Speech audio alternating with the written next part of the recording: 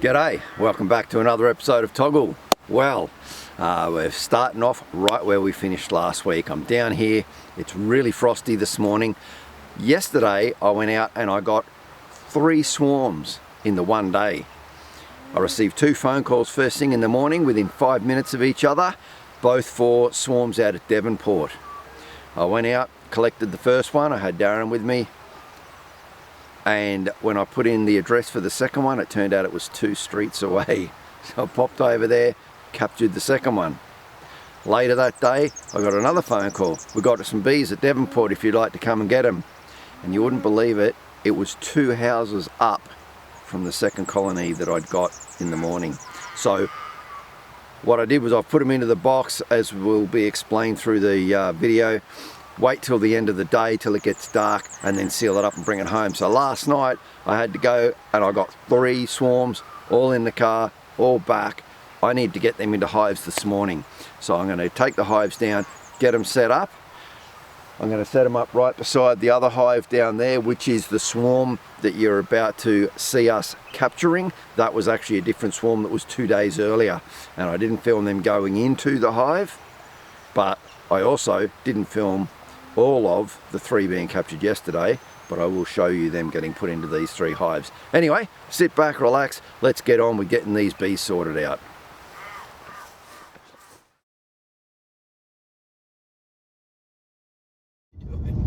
Alright Jace, where are we off to? I've just had a phone call. There's a swarm of bees down in Devonport. So we're hoping, and they're in a tree, so they are a swarm. So we're hoping we can get there before they fly off again. And fingers crossed we get them.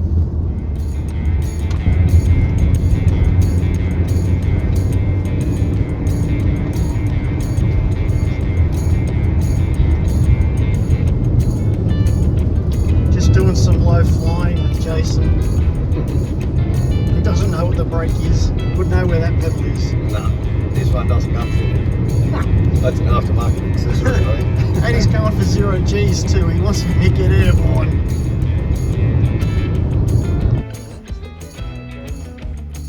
So all I did was put a box underneath that swarm of bees, tapped on the branch and the whole clump fell into the box, sealed up the top of the box and punched a small hole in the bottom right corner of the box for them to come and go. Yeah, heads down towards the hole.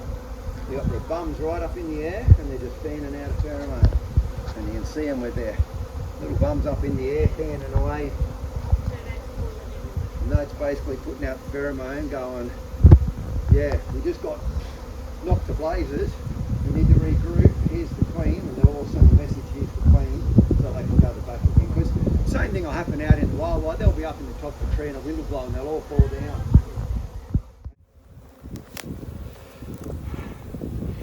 Well, it's the next morning and I went over and collected the bees this morning in the box. I've just dropped all of the bees into the hive and then put the lid on. You can see there's just a couple of small twigs there holding the lid up because there was bees all over the top. I couldn't let the lid sit down flat, it would have squished a heap. So I've put the sticks in there and that's going to enable them to slowly get up, crawl in, make their way in. You can see down there at the bottom there's one group making their way in, and there was another group that dropped onto the grass. They're now making their way up. They're going back into that box, but what I'll do is I'll shake them back across. I'll give them like a bit of a bridge. Now the bees here, you can see that there's a number of them like that one right there in the center of the screen. They've got their bums up in the air, they're fanning out a pheromone saying the queen is in here. This is where the queen is, come on. And so that's going to draw all of the other bees in. You can see right down the bottom here, they're all around. And these are really calm bees.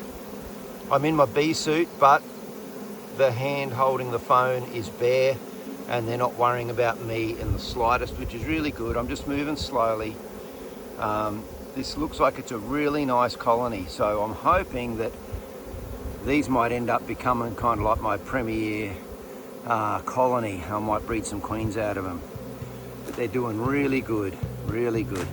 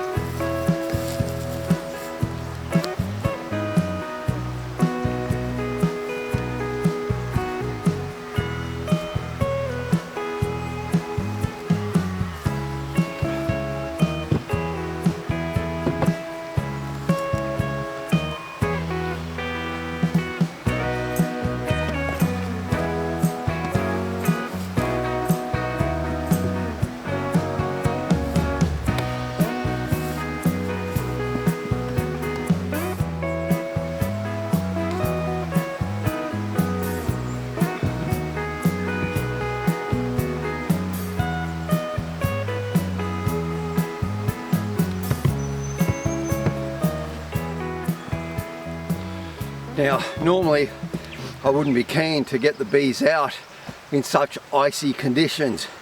There's still ice all over the ground here, but I've had those 3 boxes of bees up in the house all night because I knew it was going to be a cold night. I didn't want them left outside in the cardboard boxes because they're so thin, there's no insulation. They're getting very active. I can hear them really buzzing a lot in the box. They're keen to get out. So I need to get them down and into these boxes.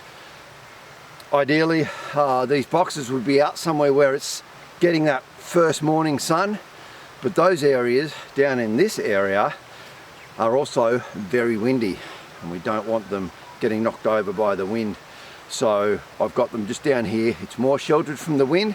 It's just going to take another probably 15-20 minutes before the sun breaks the top of the trees just there, and we'll flood all of this with sun. Probably by the time I get up, get the bees and get back, there's going to be sunshine on this spot. So yeah, they won't have to wait too long for that warmth.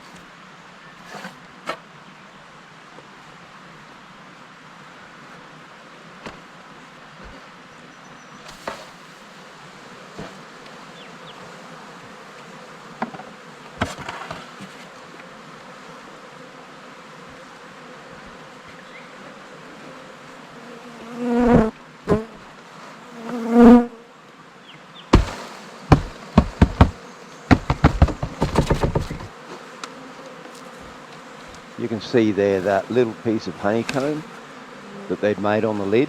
That just took them the one night to make that.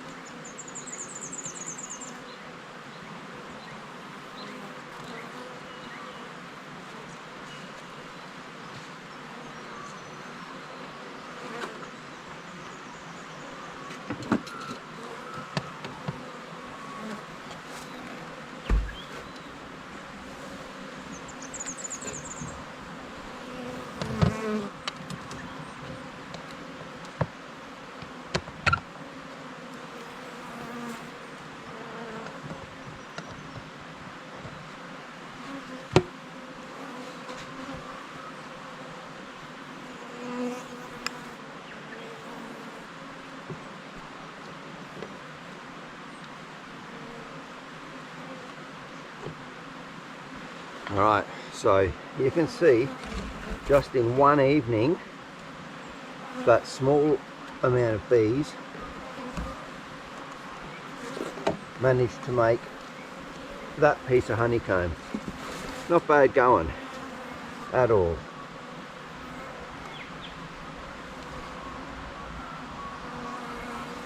Sit that there. So there's still a couple in there.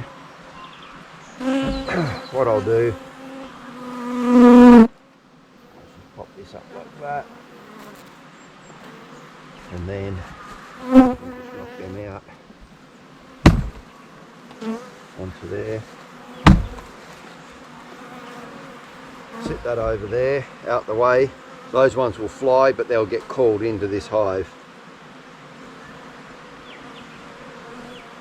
So in time, those bees will work their way down through. They will come out the front and they will start to signal that that's where the queen is. So any of these others that are flying around will get drawn in. So that's one. We've got two more to do.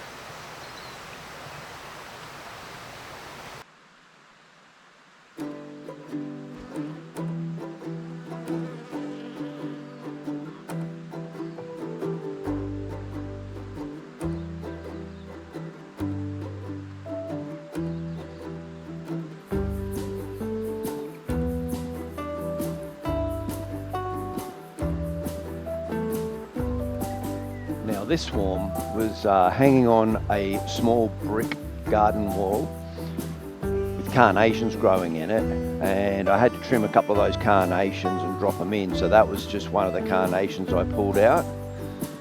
It was easy to get the bees into the box by just cutting off the couple of flowers that they were all swarmed over and dropping the whole lot in.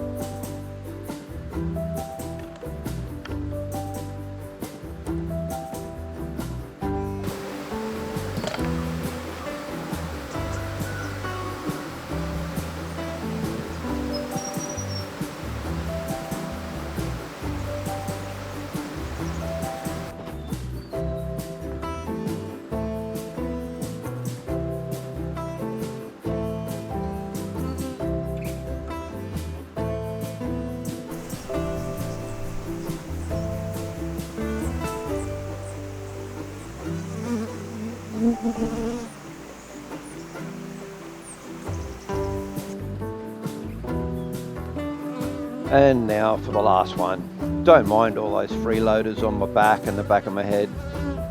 They'll fly off eventually.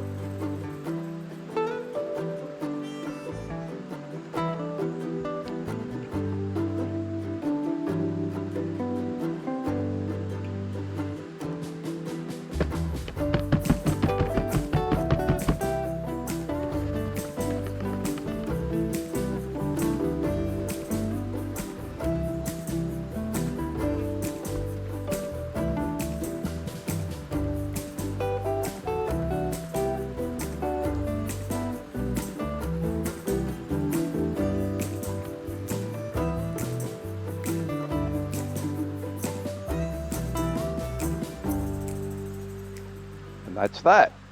3 more swarms put nicely into their new homes.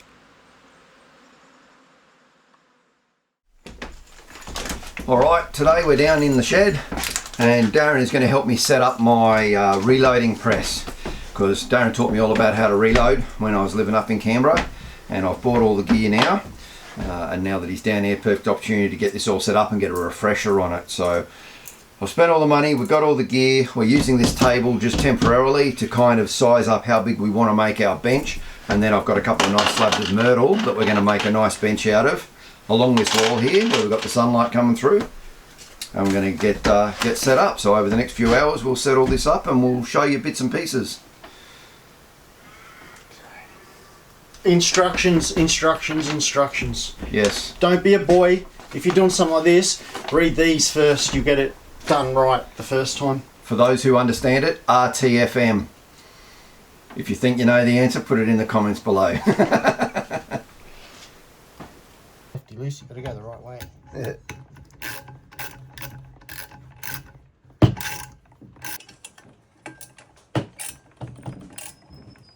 Alright, that'll be tight enough to start.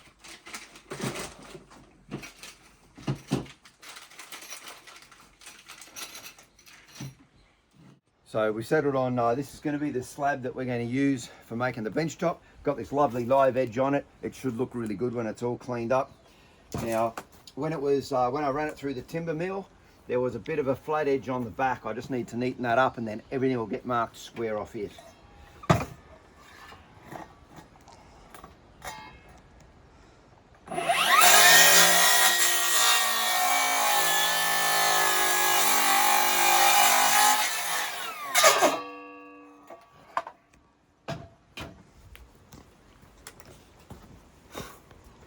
Now I've got a nice flat spot there, which will be the wall side. And now I can start to work out squareness of everything.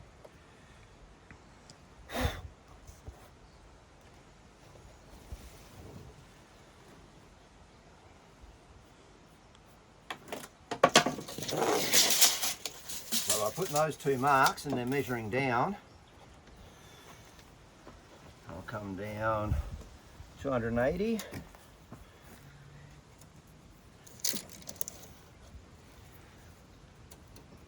Now when I join those two lines up and run a line each way, I know that the any marks I take off will be square with the back. Okay, we've got the bench made. We didn't film a lot of the making of it, but very simple, just the slab. Got this lovely live edge onto it. Wider here for where the mount's going to be, and a bit narrower up here because when you're coming through the doorway you don't want it all blocked off. So the natural shape of this was actually perfect. We've got some really big solid legs there. That's all cut nice and square and screwed on. We've put some brackets to hold it against the wall. So this is really solid. Really great height. Got my little stool. Be able to get to work. So yeah, we're just going to finish this up now. We're going to get all this stuff up and we'll be good.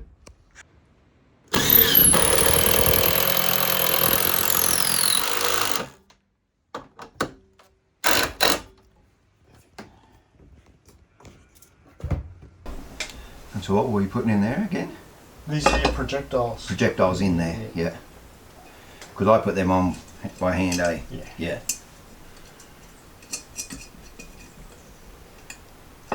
Alright, we're going to need a little shift of that size. Oh, yeah. Super tight. Yes. But it's, oh, it won't need the ratchet. That'll be fine. Oh, okay. Yeah. Where's the screw? Yeah. Okay, it's going. Powder measure. Cool. Alright, so we've got the press mounted up now. I mentioned before instructions. It's a thick instruction book, and that's because Jason didn't buy the press I recommended. He's got 2 levels up. Had to go better. He had to go better. What does that mean though? So this is a progressive reloading press, and it's also what we call auto indexing. Now you'll see that when we actually start to load, but what it means is each time you pull the handle, this plate here will rotate clockwise, and that just moves the cases through from each stage. On my press, it's not auto indexing. That's done with these, and I just flick it one at a time, one at a time. The advantage of a non-auto indexing press is if you make a mistake, it's really easy to stop, pull everything out and start again. With this little guy, not so easy, which is going to take a little bit more time for setup. And I need to make sure I don't make a mistake. That's right, and he will, but that's all right, we all do that. That's how we learn. So we'll set it up to a good point, and once we've done that, we'll be back with you. Okay, so that ball goes on that spring. That gives you your spring tension. Mm-hmm. How does this fit together? Yep. That fits indexes one of them. on those holes. Okay. All right. Just like that. Now there's a tiny little hole up the back here that this leg is going to go into. Right. This little arm is actually what kicks out your completed round. Cool. Down the chute Yep. and into the bin. Yep. All right. So just going to locate everything.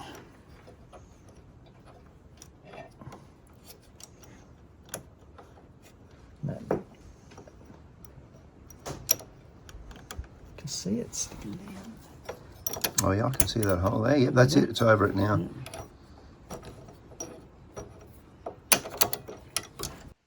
All right, we're done for the day, and almost there. Everything's in place. All the dies are in place. So what we've got to do tomorrow is just get everything fine-tuned, and then we'll start making some bullets and see how we go.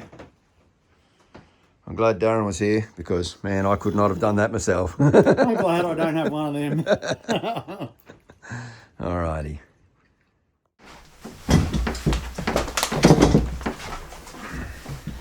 Well, we had this mostly set up the other day, assembled anyway. Now it just needs to be fine-tuned for the caliber.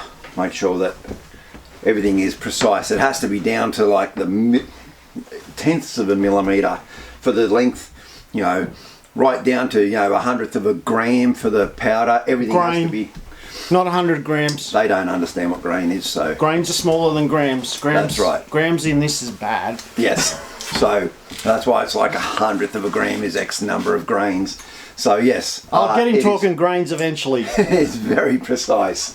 So yeah, that's what we're going to do now, is try and tune it all up. Alrighty. Alright. So remember we need to... Dial that in, Dial because we've got to shell get the plate. press plus a half turn and No, stuff. no, we're not doing dies yet. I know, we're just doing this. We're doing the shell plates first. Okay, alrighty. Alright. So remember the grub screw. Remember where the grub screw is that we need to On the side here, yeah, in there, isn't it? Yeah. Yep. Yep. So we've got a lot of play there. Yep. We don't want all that play. Mm. We want it to be fairly snug. So I'm just gonna...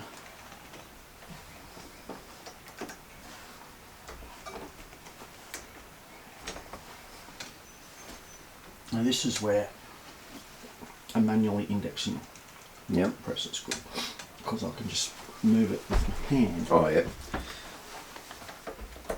Whereas I'll need to do it with the... So that's lever. completely locked down now. Yeah, right, yeah. Right, so we'll go back to where we were. Yep. It's only a tiny little bit. Yep. If it doesn't, the grub screw's doing its job. Yep. And we'll be fine. Right. So I've already measured this case. It's a fired case out of Jason's gun, and the maximum length for a case is 1.760 inches. Right. This one is 1.736. Cool. So we don't need to do anything with that case. No. When we go to load it. Yeah, cool. Right, it's already at the good size. Doesn't need trimming, yeah. But what we need to do first, now that we've got the shell plate set up, is get a die set up. Mm.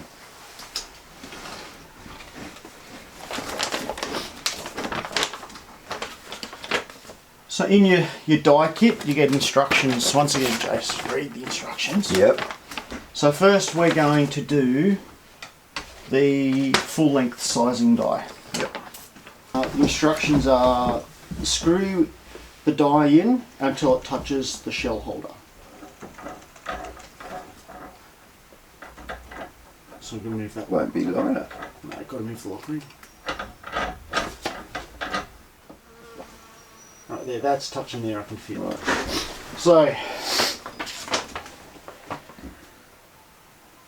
So we've got it touching the shell holder. Lower the ram. Lower the ram. That's now going to let us go 1/4 to 1/3 of an extra turn. Oh, okay. Right. Yep. So what I do, I cut the circle into quarters in my mind using the flat bits. Yeah. Right, so my 1/4 turn is going to be my index finger over here. Okay. So this is what reloading's about. Test and adjust. Everyone makes mistakes. Everyone does it their own way too. There will be people out there that say I do stuff wrong, but I'm safe. I do it my way. I don't overcharge my cases. So I'm pretty happy with my methodology.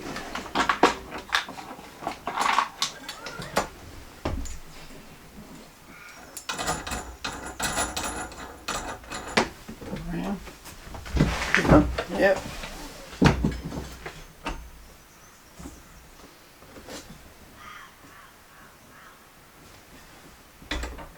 Hopefully we don't need anything. Right.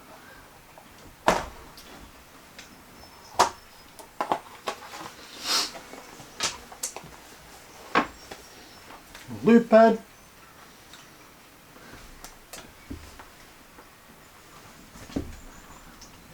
Okay, lube. Don't need a whole bunch. Because you're just wanting a light covering of the lube. Yep. On the case.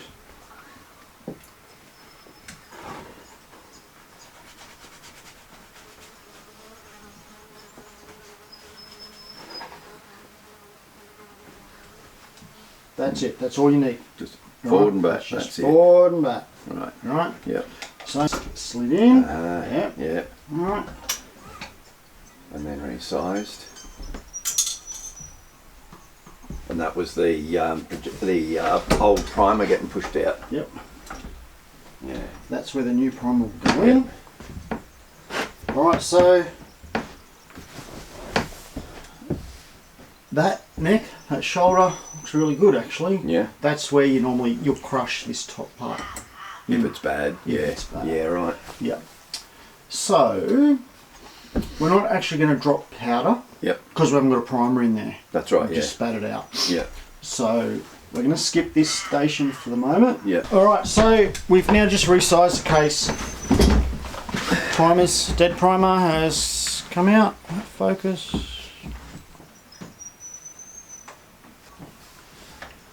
Now the full length sizing die is working because it does the whole case and the neck. So this one's the one we resized. Well, it doesn't fit. Yep. That's what we want. Yep, good.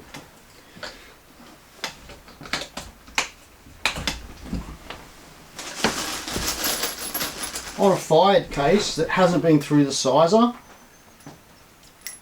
Fall straight in. goodbye, alright? That's how you know. Yeah, so that's how you know. And that's really good. That's not too tight. Yeah. Yeah.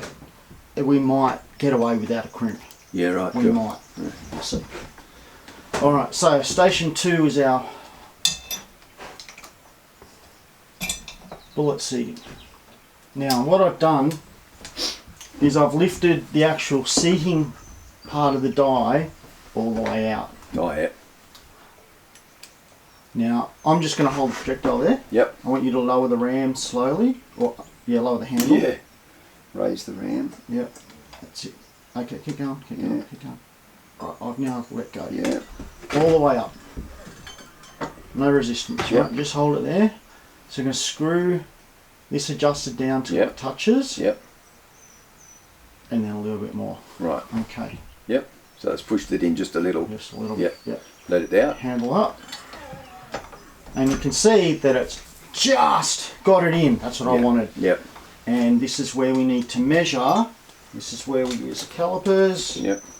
And it's 2.260 is the maximum length for a loaded round. Yep. 2.260 inches. So we know that that's not 2.60. No, exactly. That's heaps big. But we'll see just how far out we are.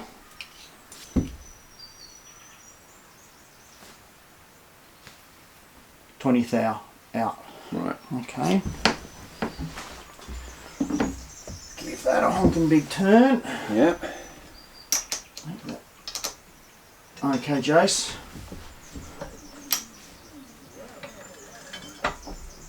And I felt that little click. Resistance. Yeah. Yeah.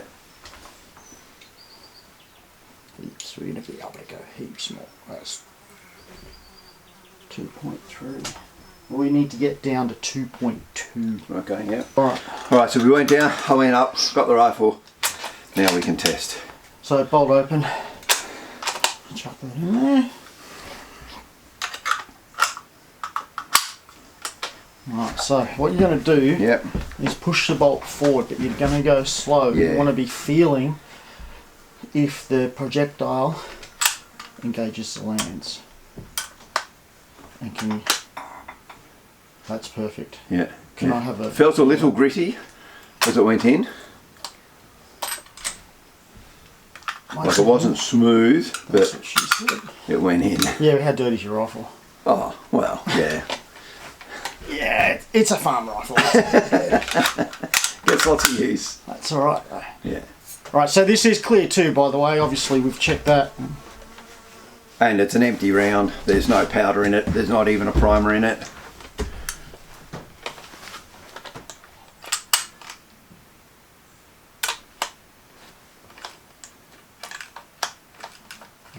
That was just gritty from coming out the mag. Yeah.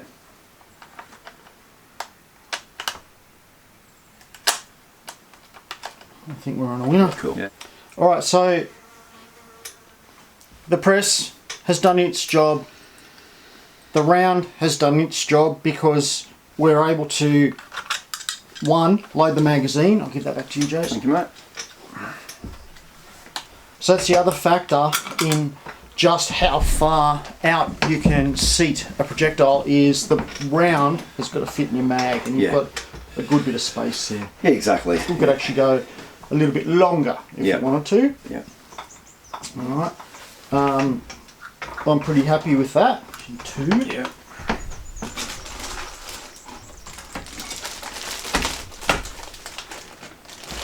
Actually do it up. Oh yeah, just lightly for the moment. It was like that, wasn't it? Yeah. Yeah. Just like that. And then like that.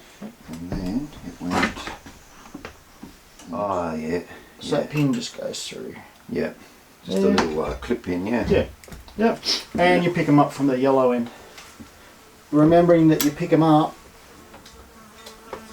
so that you're looking at the top of the primer. Right. You're looking at a fully sealed end. Yeah. Alright.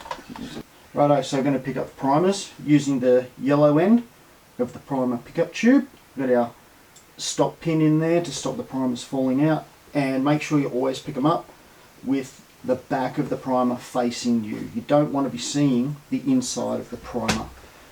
So that's the inside and that's the back side, and they're the ones we want to pick up, so we're going to pick them up first. These tubes will hold 100 primers.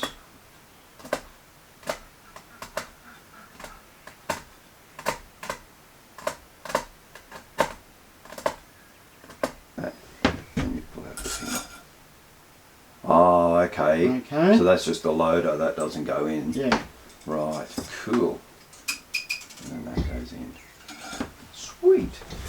So we've got the sizing die set. We're happy with that. We've now got the powder die in, and also we're hopefully going to start feeding primers. Alright, off you go. Station. That will stay there until it gets seated into a spare shell. Yeah. Yeah. Yep, handle down. Right. So now we're doing two things at once. Loaded a shell. Did you? Moved it across. Yep. Line up. Up to drop the old one out. So yep, we'll resize. And you hear it drop out. Yep. And it resizes. There you go. That is now. Yeah, right. That's probably a bit too much. Yeah. Okay. You will get used to it. Yeah. Right, so now that we've primed the case, Yeah. we're going to add some powder. I'm not going to show the camera what the powder is or our recipe. That's right. Right, because for YouTube purposes, this is educational only. That's right. So I put our powder in here.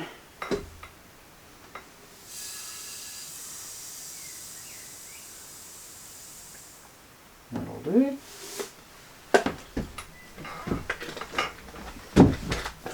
Do that. You can just sit on top.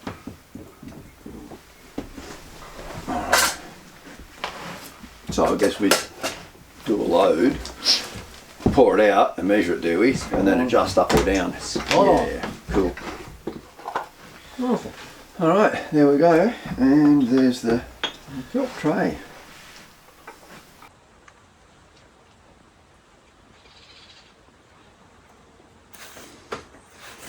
Okay, so it's telling us it's going to measure 100. It should go to 0.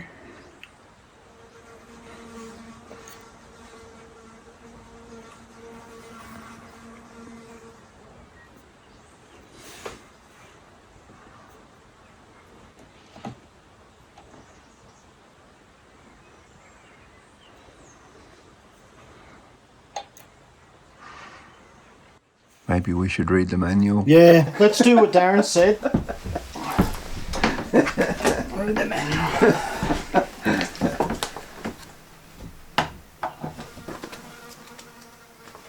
You try and do the wrong thing and get picked up. Alrighty, so we were having some problems with cases crushing. Putting the mouth of the case straight down, bending the shoulder and pushing the brass in on itself.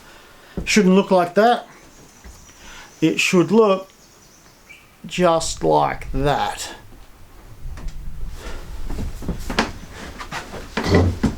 So, turn the scales on.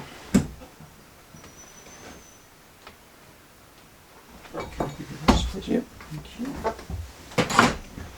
So it remembers your setting. Yeah, that's good.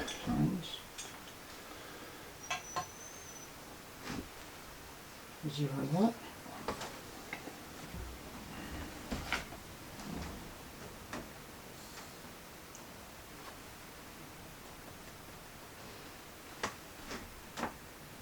Right. Put a lot more in. Yep. So our first powder throw, we've got about half the powder we need. All right. Remember that number. Yep. So each time you measure your powder, make sure you put it back in the hopper. Yeah. Otherwise it just goes everywhere. Now to adjust the volume of powder, we need to turn that screw. So we need a small shifter. Is that shifter too large for you? Okay, go big or go home, says Jace. Yeah.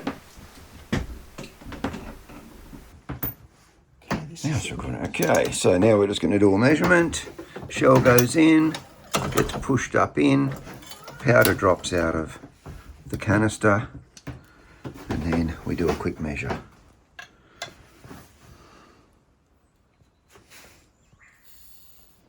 Beautiful. We might need the other powder. Yeah. Because what do we need it to be? It went up by heaps or not by much? No. Not by much.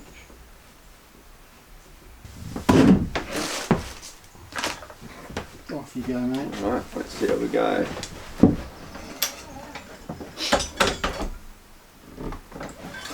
Oh, powder everywhere. Okay, that's good. We know that we've That's got a full too much. load. Yeah, way too much. Okay. Way too much.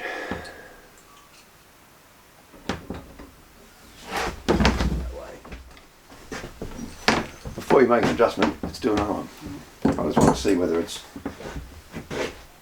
adjusting slightly. We've done enough powder drops to let the powder settle in the whole system. Yeah. I do 5. Yeah. Well, that's what I thought. When we're ready, I know we'll do a few just to check. Yeah. Make sure that it's accurate. One of the greens a lot.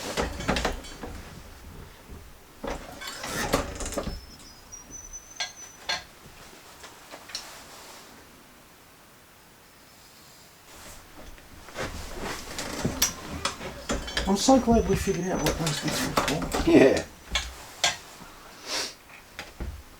Yeah, it was only because in the manual they were different colours that kind of threw things a bit. That's what we want. Don't breathe. That's exactly what we want. Throw me another one, please. So at this point, every time we measure the powder, it's exactly the same, which means we've got it dialed in perfectly. Beautiful. It's repeatable, 0.1 of a grain. Yeah. All right, well, after a lot of mucking around and fine tuning, we've got it working. Everything's dialed in really nicely. We even did a couple of test fires and the rounds shot great. The empty cartridges did exactly what they were supposed to do, like showed the right signs that they should have showed that everything was loaded up proper. So now what we're going to do is just, we'll get a couple of cartridges and run them through, show you how this works. Cool. Sweet, let's get to it. Alrighty, so we'll get a few out of the bag, or we'll use those ones again. We've got to measure them though first to make sure they're not too long, right? Yeah. So, and that's what your case gauge will fix for you. Yeah. And they won't be, because these were well short. Yeah.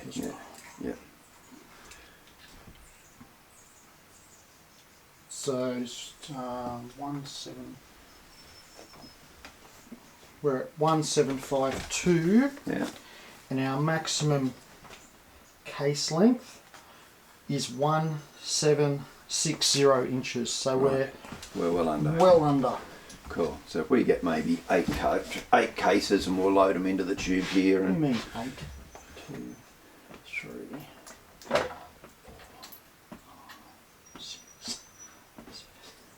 Oh, look at that. There's 8 you prepared earlier. Dirty dog. That was a good guess, wasn't it? Yeah. And you measured them, have you? Yeah. Okay. Already pre-measured. Did that earlier? Yeah. No worries. So we just drop them up into the top, base down. That's the case head. Down. The bottom of the case is called the case head. Case head. And then moving up from the case head is the body, the shoulder, and then the case mouth. Or the neck. The neck. And then the case mouth. Yeah, alright. Alright, so you're only going to get like, you'd get 9 cases in there. Right, so there they are all loaded up in there. And then what happens is, right here, as we pull on this lever,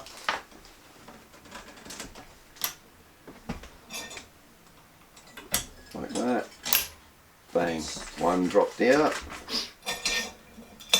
and you'll see it get pushed across into position. There it is, over there in position. And then on the next pull down of the lever, okay, it goes up and the little primer, the old used primer, drops out into the little blue tub that's right there in the centre of the screen. This blue tub here dropped into there. And we've just resized that case And as well. resized at the same time, yeah. Okay, now it will advance around once more. We push forward hard and it puts a new primer in from underneath. And there'll be a new little primer in the bottom, ready to go. Then as it gets pulled down, goes up and the powder will give it the right amount. And the shell will then advance around once more. I didn't Now you can see that there's 2 shells, because each time we use that lever, a new shell comes in and a new stage process happens. And when you make a mistake, like I just did, It didn't end up with a primer in it. so it didn't end up with a primer in it. So we're just gonna fix that. Yeah. Be cheeky. This is what I mean about a progressive press, Yeah. or sorry, an auto-indexing press. You make a mistake, and you've got to start all Yes, the way what seems to down. be happening is that this bar here isn't coming back far enough and releasing a new primer in. So we probably just need a little bit of tweaking there. We'll work that out. So time for the bullet.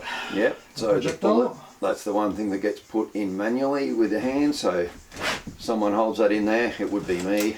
In this case it's Darren. Okay. You hold it until it feeds right up in. You've got that now. Yeah, we've got Something's wrong. resistance. Yeah, that one wasn't lined up properly, Okay. and it touched the pin. Alright, so that's cool. New projectile. Because if I let this go, it's going to index again. Yeah, and we don't want that to I happen. don't want that to happen. Right. Now I just want to explain, as this action happens, the far right shell is getting resized and having the old primer dropped out. At the same time, the middle shell is having a new primer put in and powder being put in. And also at the same time, the left hand shell is having the projectile pressed into the exact distance it needs to be put in. And this all happens on the exact same stroke. There we are. So right at the moment, this one's getting resized. This one is getting powder put into it. Plus, And the next one was getting the Plus- projectile pushed in, plus our primer. and our primer was done, yes. All in one hit. And a new shell was dropped in as well. So yeah, a lot happening there at the moment. And you can see in here. We got We've got one? one. Yeah. Seeded, yeah. Okay. I've got a bullet there.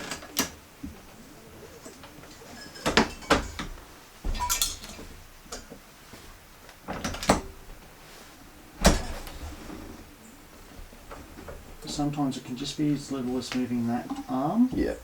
okay, to fix this issue. Yeah, okay. Right, yeah.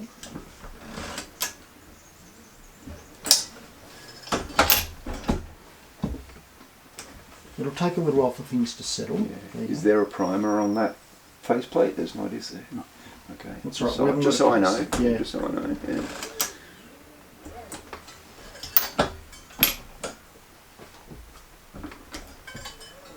Now there's one on there. Yep, because Yeah. I pulled that out. Yeah, good. Right.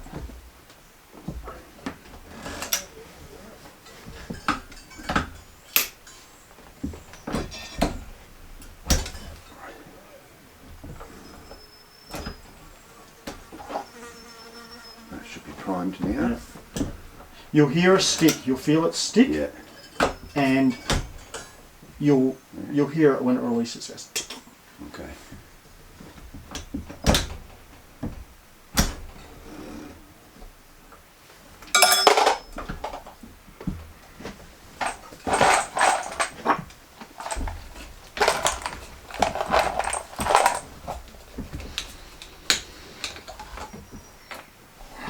So we're just taking the lube off of the cases with a little bit of methode. Ooh, gotcha. Up, Chanel.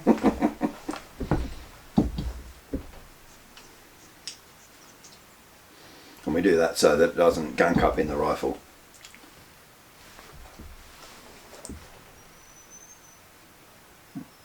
It actually felt like I pulled the projectile out. I know that was impossible to do, but it felt like it. I was like, crap.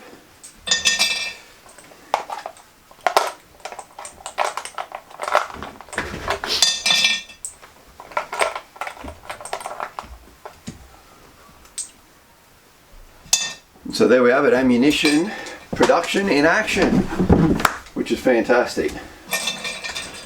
Now it's just a case of repetition and letting it all sink into the memory.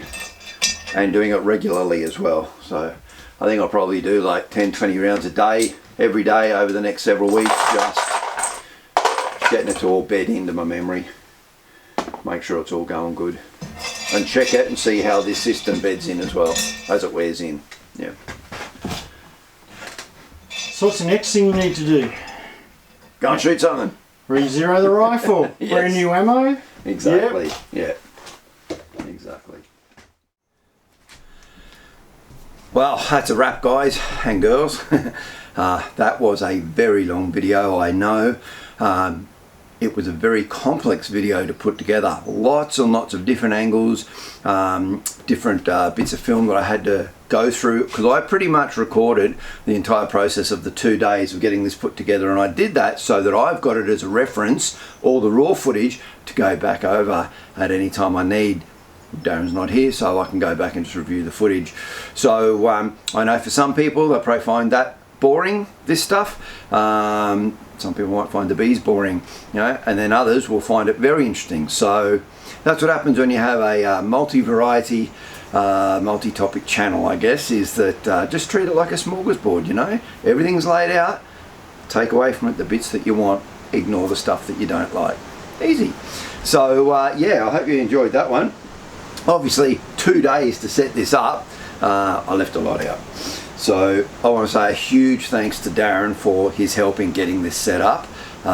It would have, I won't say I couldn't have done it, but it would have taken me a long time and probably several more mistakes and putting stuff together, pulling it apart until I got it right. So having him here for the whole week was awesome. Darren's a very dear friend of mine I've known for well over 25 years. So it was fantastic to have him here and hanging out for a week. Kay gets back today from visiting our daughter and granddaughter. I know she'll be keen to get back to the farm. It's been a couple of weeks. So yeah, it's just been a very busy couple of weeks. Anyway, thanks very much for watching. I do appreciate it. Subscribe if you haven't already. Let's push that subscription up.